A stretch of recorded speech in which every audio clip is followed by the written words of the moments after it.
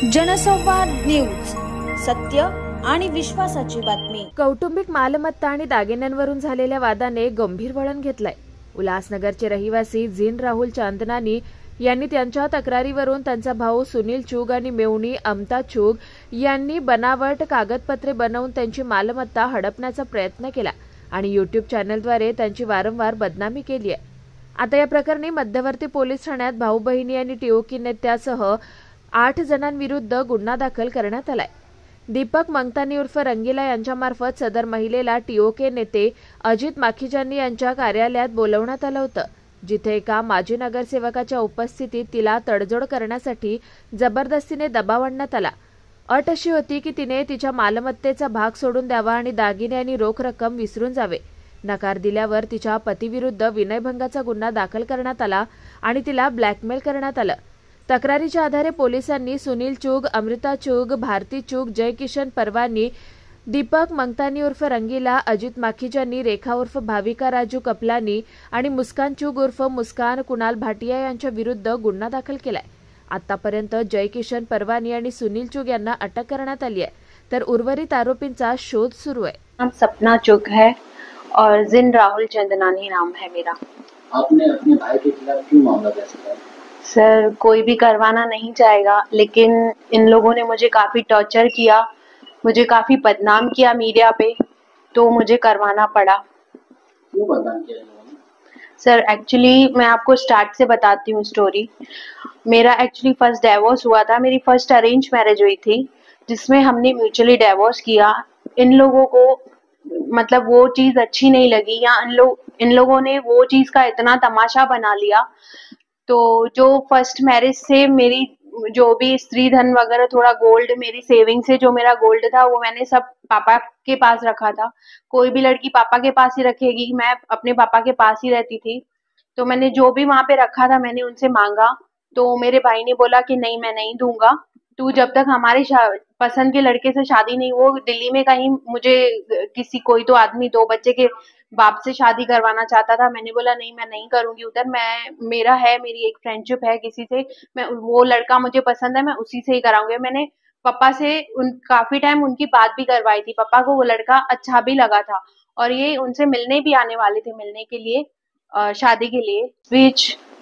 इस बीच मेरे पापा की डेथ हो गई, हार्ट अटैक से उनकी डेथ हुई। तो उसके बाद ही मेरे भाई के मन में इतनी, मेरे भाई और भाभी दोनों, इवन उनके मन में इतनी लालच आ गई, वो लोग मुझे टॉर्चर करने लगे, मुझे फोर्स करने लगे कि एक दिल्ली में कोई तो 2 बच्चों का बाप था, उनके साथ शादी करने के लिए मुझे फोर्स करने लगे। बट मैंने बोला नहीं, मैं अभी करूंगी तो अपने पसंद के लड़के से ही करूंगी। तो फिर मेरी इनके साथ शादी हुई, राहुल चंदनानी से मेरी शादी हुई। मैं शादी करके 2 साल एमपी चली गई, क्योंकि उनका वहां पे बिजनेस था। लॉकडाउन में उन्होंने अपने कजन के साथ बिजनेस स्टार्ट किया था, तो मैं 2 साल एमपी चली गई। तो फिर मैं वहां से जैसे रिटर्न आई, तो मैंने फिर से अपने भाई से अपना गोल्ड, जो मेरी सेविंग्स वहां पे गोल्ड पड़ा था, मैंने उनसे मांगा। तो उन्होंने बोला नहीं, मैं नहीं दूंगा, और ऐसे करके झगड़ा करके मुझे जल्दी करके निकाल दिया। थोड़े मंथ्स में मुझे पता चला कि इन लोगों ने एक फेक रिलीज डेट बनाई है, जिसमें मेरा कहीं भी नाम ही मेंशन नहीं है। मैं लीगल हेयर ही नहीं दिख, उसमें मेरा नाम ही नहीं था, लीगल हेयर्स में नहीं थी उसमें। तो फिर उस बेसिस पे मैंने आरटीआई डाल के मैंने वो रिलीज डेट निकलवाई। फिर उस बेसिस पे मैंने हेडलाइन 5 नंबर में एफआईआर करवाई, 420 की उनके ऊपर एफआईआर की। उसमें 5 आरोपी बने थे। तो जैसे ही उनकी बेल हुई, उसके बाद ये लोग मेरे पीछे ही पड़ गए, मेरे को ब्लैकमेल करने लगे। इन्होंने एक रिपोर्टर हायर किया, जिसमें वो मुझे ब्लैकमेल करने लगा। उनकी पूरी टीम थी, ब्लैकमेल और बदनाम काफी, और झूठे आरोप लगाने लगे उसमें हमारे ऊपर। मेरे पति को बदनाम किया। इस बीच में मेरे पति की जॉब चली गई, हमारा समाज में रहना मुश्किल हो गया।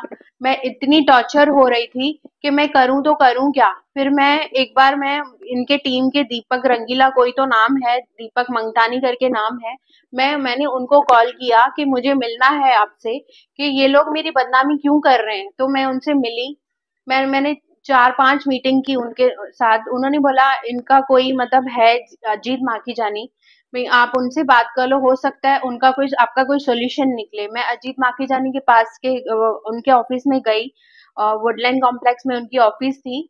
हमने 4 से 5 मीटिंग्स वहां पे की। वहां पे हमको जैकी पारवानी, अजीत माखीजानी और दीपक मंगतानी के साथ मैंने मीटिंग्स की। और बात हुई, मैंने पूछा कि आप मेरी बदनामी क्यों कर रहे हो, तो उन्होंने बोला कि दीपक ने मुझे बताया कि आपके भाई से इनको पैसे मिले हुए हैं, कोई भी ऐसे ही तो कोई किसी के लिए काम नहीं करेगा। तो मुझे वो लोग ब्लैकमेल करने लगे, आप अपना हिस्सा छोड़ो और जो भी है केसेस अपने वापस लो, नहीं तो हम आपके ऊपर झूठी एफआईआर करवाएंगे और झूठी गुनाह दाखिल करवाएंगे, सीरियस मैटर में आपके पति को कभी बेल ही नहीं होगी, मुझे टॉर्चर करने लगे। ये सब मैं एक रिकॉर्डिंग करके, मैं एक्चुअली कैसे अपनी सेफ्टी के लिए मैंने रिकॉर्डिंग की। एक फोन मेरा पर्स में था, बंद करके मैं लेके गई थी और दूसरा फोन मेरे हाथ में था। मैंने अपनी सेफ्टी के लिए रिकॉर्डिंग की क्योंकि मुझे फिर बाद में कुछ प्रॉब्लम ना हो। तो उस रिकॉर्डिंग में सब है, वो पुलिस के पास है सब। मैं उन्हें उनको पूरा सबमिट किया है, उन्होंने मुझे काफी सपोर्ट किया। और ये लोग बोल रहे थे कि आप अपना हिस्सा छोड़ो, अपने भाई को लिख के दो, आपको पापा की प्रॉपर्टी में कुछ भी नहीं चाहिए, तो हम आपकी बदनामी में। मैंने उनको हाथ जोड़े, पैर पड़े। मैं जिंदगी में किसी के आगे नहीं रोई हूँ, मैं बहुत फाइटर हूँ, मैंने लाइफ में बहुत फाइट की है, लेकिन मैं इनके सामने गिड़गिड़ाई कि मेरी बदनामी मत करो, कि मेरा बाहर निकलना मुश्किल हो गया है। फिर भी उन लोगों को वो नहीं माने, मुझे टॉर्चर करने लगे। मैंने सर 8 लोगों पे किया है, जैसे कि सुनील चुग, अमृता चुग, भारती चुग, जयकिशन पारवानी, रंगीला, दीपक मंगतानी, अजीत माखीजानी, रेखा, भाविका, राजू किपलानी, मुस्कान चुग, मुस्कान कुणाल भाटिया। एक्चुअली ना इन लोगों को कैसे इन लोगों ने ना पूरी टीम बना के षड्यंत्र रचा। कैसे वो होता है ना, एक टीम वर्क होता है कि कैसे इसको एग्जॉर्ट करना है, ब्लैकमेल करना है और कैसे इसका हिस्सा हड़प लेना है।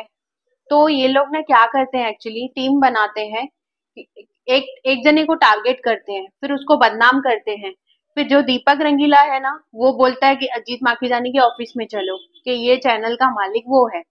तो हमें भी इनफैक्ट वो ही लेके गया अजीत माखीजानी के ऑफिस में। मैंने उनको बहुत रिक्वेस्ट किया, भैया कि आपकी भी बहन होगी, मैं भी आपकी बहन जैसी हूँ, आप ऐसे बिना सच जाने, किसी का भी बिना पक्ष लिए आप कैसे अपने न्यूज पे ये सब गंदगी कर रहे हैं, बदनाम कर रहे हैं किसी लड़की को कि मेरे नाजायज रिश्ते हैं।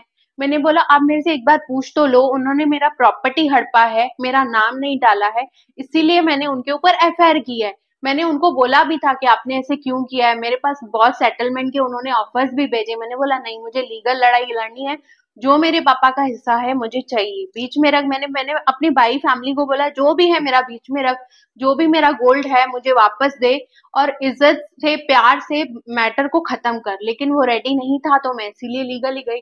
तो वो बोला नहीं, ऐसा नहीं होता है ना, ये प्लेटफॉर्म ही ऐसा है कि हमें जो सामने से बोलेगा, सामने से इन द सेंस। जनसंवाद न्यूज, सत्य आणि विश्वासाची बातमी। आजच सबस्क्राईब करून बेल आयकॉनला क्लिक करा आणि पहा ताज्या घडामोडींचा अचूक अंदाज आपल्या मोबाईलवर।